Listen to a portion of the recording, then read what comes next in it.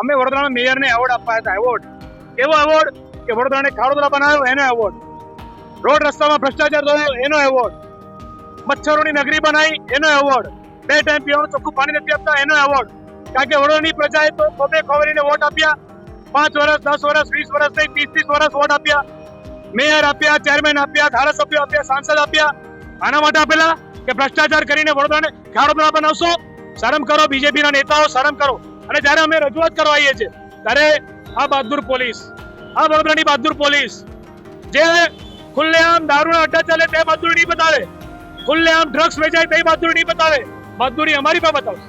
કોંગ્રેસ પ્રમુખ પર ટીંગાટોળી કરીને જાણે અમે ગુનેગાર હોઈએ અને પછી દૂર પોલીસ સ્ટેશનમાં લઈ જવાના.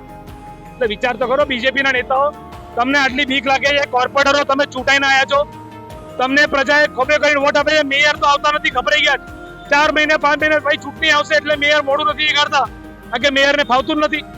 મેયર મૌન, ડેપ્યુટી મેયર પર ભ્રષ્ટાચારના આરોપો છે, ચેરમેન પર પણ એમના સ્ટેન્ડિંગના સભ્યોએ આરોપો કરેલા છે. ત્યારે આખી બોડીને ધ્વસ્ત કરી દો, બોડીને બરખાસ્ત કરવાની હોય એની જગ્યાએ આ પ્રજાના પૈસા તાકતીના થઈ રહ્યા છે. તમે જુઓ, આખી કિલ્લાબંધી કરી છે, કિલ્લાબંધી તાળાબંધી કરી. પણ અમે કોંગ્રેસ પાર્ટીના સિપાહીઓ અમે પ્રજાના પ્રશ્નો માટે લડતા રહીશું.